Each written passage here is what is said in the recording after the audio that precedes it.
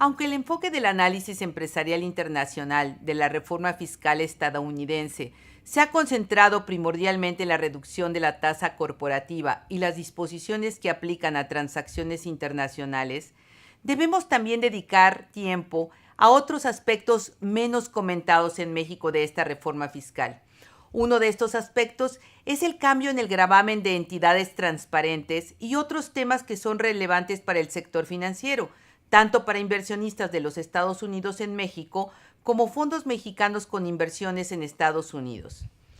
Un análisis detallado de estas reglas requiere hacer un análisis particular. Sin embargo, nos gustaría comentarles algunos puntos generales y claves de esta reforma. En las entidades transparentes, bajo el marco actual de la ley fiscal estadounidense, los vehículos que son transparentes para efectos fiscales de ese país y que se considera que tengan más de un socio, son tratados para efectos fiscales como lo que se denomina pass-through entities o entidades transparentes en español, incluyendo partnerships, los cuales son gravados de manera distinta a entidades consideradas corporaciones para efectos fiscales.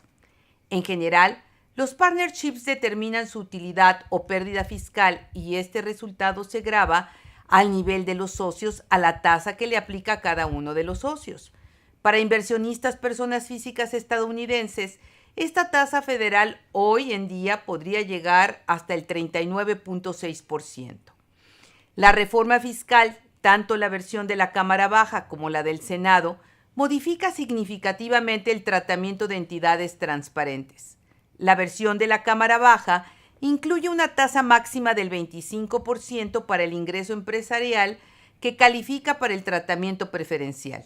La versión del Senado toma otro camino para gravar a estas entidades transparentes, permitiéndoles una deducción ficta del 23% con respecto a ingresos empresariales que califica para el gravamen preferencial, en vez de aplicar una tasa fija reducida.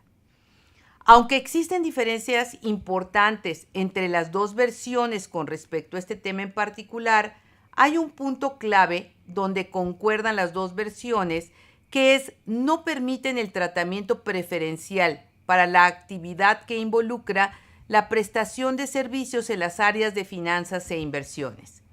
En muchos casos, la distribución de la entidad transparente hacia el socio ya no sufrirá un segundo nivel de gravamen. Para los socios personas físicas que están sujetos a las tasas progresivas más altas del impuesto sobre la renta, como es la actual, del 39.6%, el nuevo tratamiento de las pass-through entities presenta un posible beneficio fiscal. Sin embargo, de menor gravamen, la utilidad generada a través de corporaciones con la nueva tasa es el 20%, siempre y cuando no se distribuya a sus accionistas. Las reglas de gravamen para entidades transparentes fueron modificadas al final de la discusión, que califica el ingreso para el tratamiento preferencial a ingresos de actividad pasiva como son ganancias de capital, dividendos e interés. No obstante esta circunstancia, las dos iniciativas hacen una segunda excepción y sí permiten el tratamiento preferencial para dividendos relacionados a ciertas inversiones inmobiliarias, es decir, dividendos que reciben entidades transparentes podrían calificar para la tasa preferencial del 25% en la iniciativa de la Cámara Baja y para la deducción del 23% en la versión del Senado. Ninguna de las dos versiones hacen cambios materiales a las reglas del impuesto indirecto a ventas de acciones con inversiones en inmuebles estadounidenses, las llamadas reglas FIRPTA. No obstante esta circunstancia, inversionistas mexicanos podrán llegar a ver reducciones en la carga fiscal para este tipo de inversión en las dos iniciativas, ya que tanto los inversionistas de Estados Unidos como del extranjero podrían beneficiarse de las tasas más bajas.